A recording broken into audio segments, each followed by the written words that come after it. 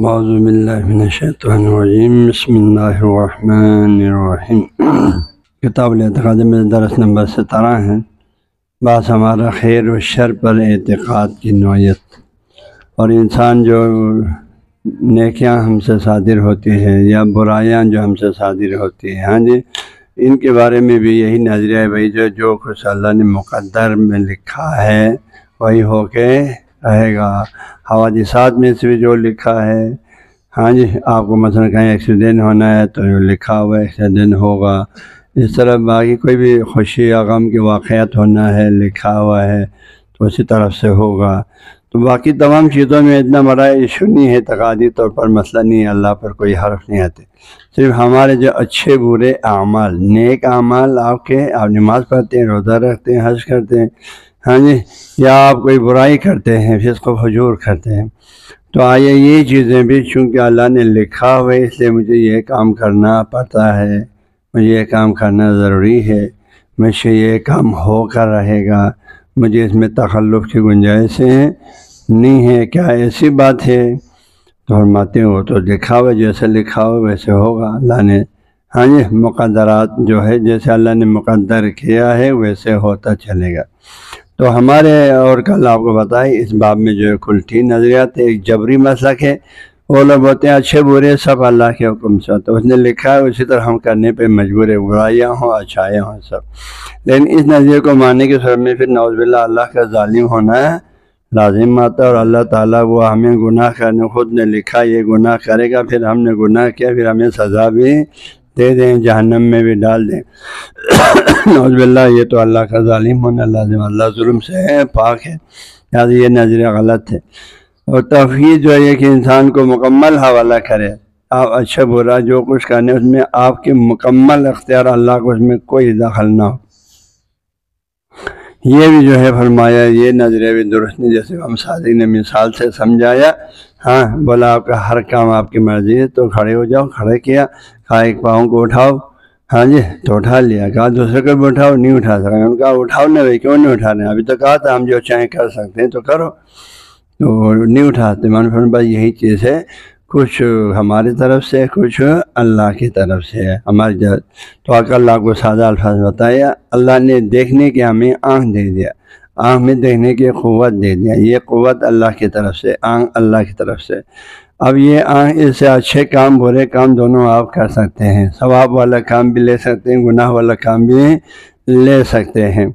اس میں اللہ نے آپ کو ارادہ دے دیا، یہ قوت اللہ کی طرف سے۔ اگر آپ یہ آنکھ ہی نہ دیتا تو آنکھ سے آپ کا کوئی گناہ کا سبب نہ ہوتا، کوئی نامحرم نہ دیتا، کوئی غلط منظر نہ دیتا، لیکن آنکھ دیا، آنکھ میں دیکھنے کی قوت دیا، تو اس وجہ سے آپ سے اچھے برے کام دونوں ہو سکتا ہے۔ لیکن اللہ تعالیٰ نے پھر آنکھ کی رہنمائی کے لیے آسمانی کتابیں یہ سب کچھ ہے، رہنما انبیاء سب بھیجا، عقل شعور بھی دے دیا، فالہما فجورہا و تقواہا، اندر برسول باطنی بھی رکھا، صحیح غلط کی تمیز کے، وجدان نامی چیز رکھا، ضمیر نامی چیز رکھا۔ تو ان چیزوں میں انسان جو ہے پھر اپنی اللہ کی دی ہوئی ان نعمتوں کو، ان قوا کو غلط استعمال کرنے سے روکنے کے لیے سارے اسباب بھی اللہ نے، وسائل آلات بھی دے دیا۔ تو لہٰذا جو ہے اس میں امر بین امرین ہے، کچھ اللہ کی طرف سے، اصل قدرتیں، اصل صلاحیتیں سب ہاتھ اللہ کی طرف سے، پیر اللہ کی طرف، تمام یہ نعمت جن سب اچھا برا کام کرتے ہیں، لیکن ارادہ پھر آپ کا ہے۔ آپ اس کو رہنمائی کہ اللہ نے ان کا تمام نعمتوں کے تمام اعضاء کو اگر آپ اچھے کام میں استعمال کریں گے، اچھے کاموں کے لیے ارادہ کریں گے، اچھے کام سے آپ کو ثواب ملتا جائے گا، اور آپ نے غلط کاموں کے لیے استعمال کیا آپ کو گناہ ملتا رہے گا۔ لہذا جو ہے امر بین امرین والا نظریہ درست ہے، لا جبر ولا تفویض بل امر بین امرین، کچھ اللہ کی طرف سے، اصل قوتیں اللہ کی طرف سے۔ اگر اللہ یہ چیزیں نہ دیتے، ہمیں پیر نہ دیتے، ہاتھ نہ دیتے، تو نہ ہم کسی گناہ کی طرف چل کے جاتے، نہ ہاتھ سے کسی پر کوئی ظلم کا ہاتھ چلاتا۔ تو اس سے معلوم ہوا کہ بھائی جو ہے یہ تمام چیزوں میں اصل قوا اللہ کی طرف سے ہمیں، اور پھر رہنمائی بھی اللہ نے خود فرمایا، ان کو صحیح استعمال کر، اور آپ کو ایک ارادہ نامی چیز بھی دے دیا اختیار ارادے میں۔ تو یہاں پر جو اللہ نے کہا وہ ہو کر آئے گا، اس میں یہ خاص نقطہ جو بتانے ہمارے اعمال میں، آپ کے کاموں میں، آپ کے نیک برے کاموں میں، اس کے لیے علماء نے یہ مثال دیا، بات صحیح ہے، جو بولا ہے وہی ہو کے رہے گا۔ اس کی صورت یہ ہے، یہ ایک نقطہ کل نہیں بتایا تھا، اس کو مثال یوں سمجھاتے ہیں، مثلا آپ میں سے کسی نے ایک اچھا قابل ٹیچر ہے، آپ 5-6 شاگردوں کو آپ نے پڑھایا، ہاں 6-7 مہینے آپ نے پڑھایا یا سال پڑھایا، اور بہت اچھی طرح پڑھایا، ان سے خوب محنت لیا، ان سے کام لیتا رہا، ٹیسٹ لیتا رہا، ہاں جی، اور پھر امتحان ابھی ہونا 1 مہینہ پہلے آپ نے ان سے پھر ٹیسٹ لیتے ہیں، فائنل ٹیسٹ لیتے ہیں، بار بار ٹیسٹ لیتے ہیں، پھر آپ نے ان سے کہا کہ ان میں سے ایک سے کہا یہ بندہ تو اچھا انشاءاللہ بورڈ ٹاپ کرے گا، لیکن یہ دوسرا جو ہے وہ اچھے نمبروں سے A+ میں پاس ہو جائے گا، یہ انشاءاللہ B میں پاس ہو جائے گا، یہ C میں پاس ہو جائے گا، لیکن یہ ایک بندہ فیل ہو جائے گا۔ انہوں نے کہا نا، پھر امتحان بھی فیئر ہوا، اس میں کوئی نقل شکل کی گنجائش نہیں تھی، اور نمبرنگ کا نمبر دینے والے بھی بالکل 100% انہوں نے اصولی نمبر دے دیا، ہاں جی۔ پھر بعد میں رزلٹ دیکھا تو جن 5-6 بچوں کے بارے میں ان کے استاد نے جیسے بولا تھا ویسے ہو گیا، کہا بورڈ ٹاپ کرو، بورڈ ٹاپ کیا، A میں آ گیا، بولا وہ A میں آ گیا، A میں پاس ہو گیا، B میں پاس ہوگا، B گریڈ میں پاس ہو گیا، جس کے بعد میں کہا تو یہ فیل ہو جائے گا، فیل ہو گیا۔ تو یہاں پوچھتے ہیں آیا جو ایک لڑکے کا، ہاں جی، وہ ساری جو پہلے کہا تھا یہ بورڈ ٹاپ کرے گا یا یہ اچھے نمبر سے پاس ہوگا، یہ جو ہے فیل ہو جائے گا، استاد نے یہ جو بولا ہے، آیا ان کو یہ مختلف پوزیشن جو ملا یہ استاد کے کہنے کی وجہ سے ملا ہے؟ چونکہ استاد نے کہا تھا یہ گریڈ میں پاس ہوگا اس لیے گریڈ میں پاس ہو گیا، چونکہ استاد نے کہا تھا یہ جو ہے بورڈ ٹاپ کرے گا اس لیے بورڈ ٹاپ کیا، چونکہ استاد نے کہا تھا یہ فیل ہوگا اس سے فیل ہوا، کیا وجہ کیا ہے؟ استاد نے جیسے کہا تھا ویسے کیوں ہوا؟ تو یہاں علماء فرماتے ہیں چونکہ استاد کا ان شاگردوں کے بارے میں علم محیط ہے، ان کی صلاحیت پر اللہ کا علم محیط ہے، استاد کا علم محیط ہے، استاد کو مکمل ان کی قابلیت پہ علم ہے، اس لیے اس نے قابلیت کا پورا علم ہے، اس لیے اس نے جو ان کے بارے میں جو خبر دے دیا ابھی امتحان سے مہینہ پہلے وہ سچ واقع ہو گیا، اس میں تخلف نہیں ہوا، اس کے اندازے میں اس نے جو بات کی، اس نے جو اندازہ گیری کیا، تقدیر کیا، اس میں کوئی فرق نہیں ہے، کیوں؟ اس لیے اس کا علم واقعے کے مطابق تھا۔ تو یہی چیز کائنات کے بارے میں فرماتے ہیں، آپ کے بارے میں بھی، انسان کے بارے میں، بھائی اللہ تعالیٰ ہر انسان کے بارے میں مکمل علم ہے۔ آپ کے روح کی تخلیق کے بعد اللہ نے آپ کے روح کے اندر، اللہ دیکھ کے اللہ کو یہ کام کر سکتے، اللہ کل شیء قدیر بادشاہ ہے نا، اور وہ بکل شیء علیم بادشاہ ہے، اس کے علم بھی محیط ہے، اس کی قدرت بھی، اس کے کوئی حد حدود نہیں ہے۔ تو اللہ نے آپ کے اس حقیقت کے اندر دیکھا تو اللہ کو نظر آیا بھئی اس بندے نے اپنے زندگی کو کیسے گزارنا ہے، اس بندے نے اپنے اختیار سے اس نے کیسے گزارنا ہے، اچھائیوں میں گزارنا ہے، برائیوں میں گزارنا ہے، ہاں جی، کیسے گزارنا ہے، سب اللہ کے سامنے آ گیا، اس نے مستقبل میں اپنی زندگی کیسے گزارنے وہ سب اللہ کے سامنے آ گیا، اللہ نے اسی کو لکھا اور اب اسی حساب سے ہوتا چلے گا۔ تو اللہ نے وہ چیز لکھا جو آپ نے کرنا تھا، وہی چیز لکھا ہے، آپ نے اپنے اختیار سے کرنا تھا وہ لکھا، ایسا نہیں اللہ نے چونکہ لکھا اس لیے آپ وہ اچھا کام بھی کرنے پر مجبور ہے، برا کام بھی کرنے پر مجبور ہے، ایسا نہیں ہے، آپ نے اپنے اختیار سے جو کرنا تھا وہی لکھا، آپ اس میں تخلف نہیں ہو، کیونکہ اللہ کے علم محیط ہے، اللہ کے علم میں کوئی تخلف ممکن ہے نہیں، اس میں خلاف ممکن نہیں، اس وجہ سے جیسے لکھا ویسے ہوگا، اس سے کوئی جبر لازم نہیں آتا، کیونکہ آپ نے جو کرنا تھا وہی لکھا ہے، یہ نہیں اس نے لکھا ہے آپ کرنے پر مجبور ہو، اس نے کوئی جبر نہیں کیا آپ پر، آپ نے جو کرنا ہے وہی لکھا ہے، اس لیے کوئی جبر لازم نہیں آتا ہے، ان اعمال کا یہ توضیح ہے۔ اب شاست اسی نقطے کو بیان کریں کہ شاست کے نزدیک جو عام مسلمانوں کا ہے، ائمہ علیہ السلام نے بھی بیان فرمایا کہ اس باب میں آپ نہ جبر کو مانتے ہیں نہ تفویض کو، بلکہ آپ فرماتے ہیں لا جبر ولا تفویض بل امر بین امرین، کچھ اللہ کی طرف سے کچھ بندے کی طرف سے، اس حقیقت کو آپ مثال سے توضیح دے رہے ہیں۔ فرماتے ہیں ومن اضاف، جس کسی نے نسبت دے دیا سیئات اپنے گناہوں کو الی نفسی، اپنی طرف، آپ سے گناہ ہو گیا تو آپ نے کہا یا یہ میرے نفس ہمارے مجھ پر غالب آ کے مجھ سے یہ گناہ ہو گیا بول کے مکمل اپنی طرف نسبت دیتے ہیں۔ یہ گناہ میں نے کیا بولا ہے، جیسے حضرت یونس کی دعا میں ہاں جی سبحان کیا تھا، لا الہ الا انت سبحان انی کنت من الظالمین، اے اللہ میں نے اپنے اوپر ظلم کیا۔ آدم نے کہا ربنا ظلمنا انفسنا، ہاں جی ہم نے اپنے ظلم کیا، یعنی گناہ کو اپنی طرف نسبت دیا۔ تو ومن اضاف سیئات الی نفسی، جو سر گناہوں کو اپنی طرف نسبت دیتے ہیں تو اس نے کیا کیا، رعا صورت ادب، تو اس نے ادب کی صورت کو خیال رکھا ہے، رعا مراد کیا خیال رکھا ہے، صورت ادب ادب کے پہلو کو، کہ حالانکہ اس میں کچھ ایسا تو اللہ کا تھا نا،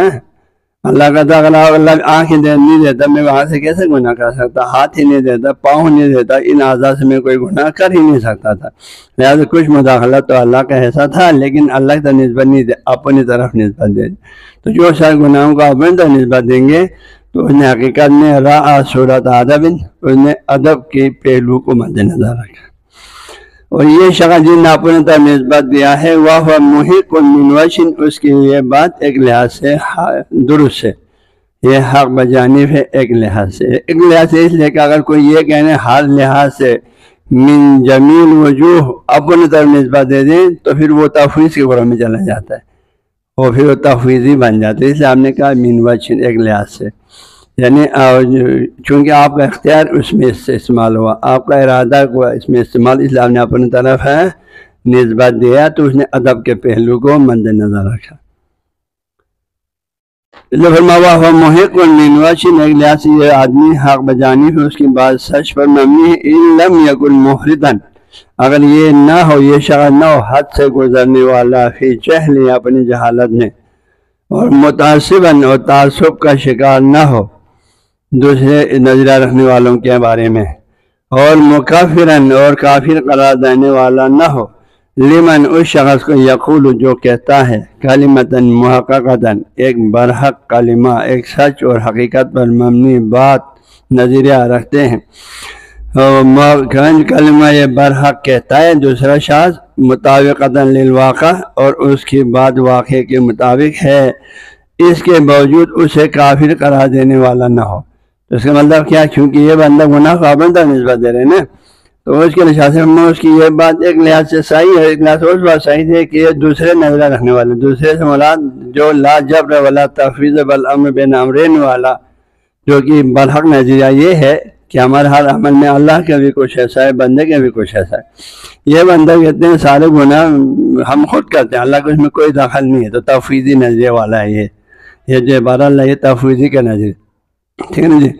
بھائی سب کو جو کچھ کرتے ہیں ہم کرتے ہیں، اللہ میں کوئی مداخلت نہیں ہے۔ تو شاذ فرماتے ہیں جو شخص یہ کہتا ہو کہ ہم جو کچھ کرتے ہیں نہ اللہ کا کوئی مداخلت نہیں ہے،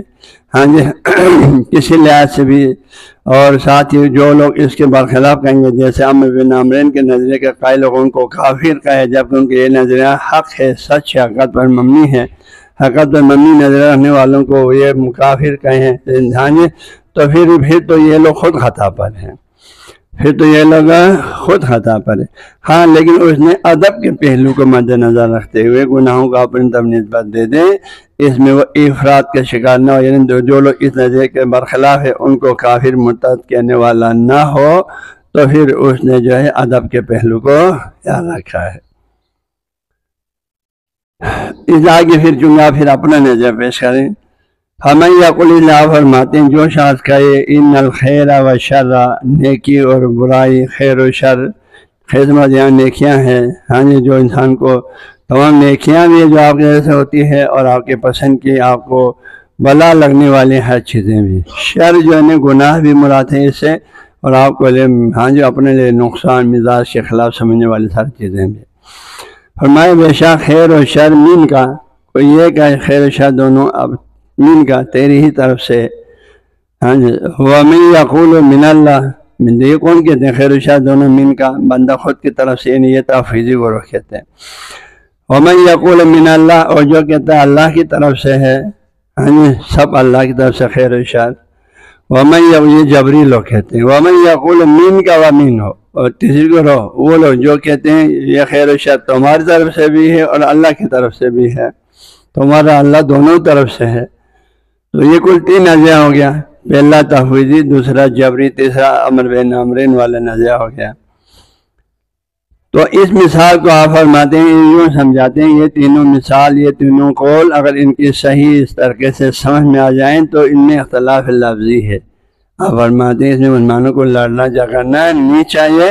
اس پہ صحیح غور و فکر کریں تو یہ اختلافات جو ہے اختلاف لفظی ہے، اور اس میں مسلمان ایک دوسرے کو کافر مرتد قرار نہیں دینا چاہیے۔ تو آپ فرماتے ہیں یہ جو تین نظریہ ہے، ہاں جی، خیر شر سب تجھ سے ہے، تفویضی نظریہ اللہ کی طرف سے، جبری مسلک والے، ومن یقول من کا ومن ہو، اللہ کی طرف سے بھی کچھ، اللہ کی طرف سے کچھ، یعنی کچھ تیری طرف سے ہے، جو کہ جبر لا جبر والا تفویض بین بل امر بین امرین والا نظریہ۔ تو ان تینوں نظریوں کو آپ مثال سے سمجھا رہے ہیں، کیونکہ آپ کا اپنا نظریہ یہ ہے کہ نہ جبر ہے نہ تفویض ہے، من کا ومن ہو، کچھ بندے کی طرف سے کچھ خدا کی طرف سے، یہ نظریہ صحیح ہے سیاست کے نظریے۔ تو اسی کو سمجھانے کے لیے فرماتے ہیں ففل مثال، تو ایک مثال دیں، اس مثال میں یہ تبین آپ کے لیے خوب واضح اور اشکار ہو جائے گا کہ ان الاختلاف لفظی، یہ کہ مسلمانوں میں یہ تین نظریہ ہو گیا۔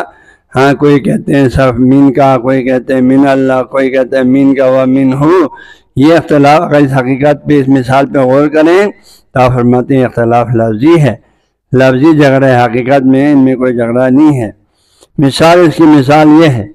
فرماتے ہیں انسان کو اور انسان کے اندر جتنے صلاحیتیں ہیں اس کو ایک باغ سے تشبیہ دے دیتے ہیں، اور اس باغ میں موجود درختوں سے تشبیہ دیتے ہیں۔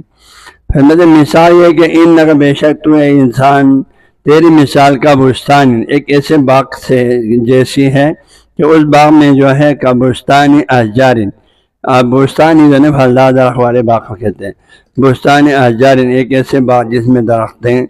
والنجوم، اور اس میں چھوٹے پودے بھی ہیں۔ تیری مثال اس باغ اور اس میں موجود درخت اور پودوں کی مانند ہے۔ حضرت فرماتے ہیں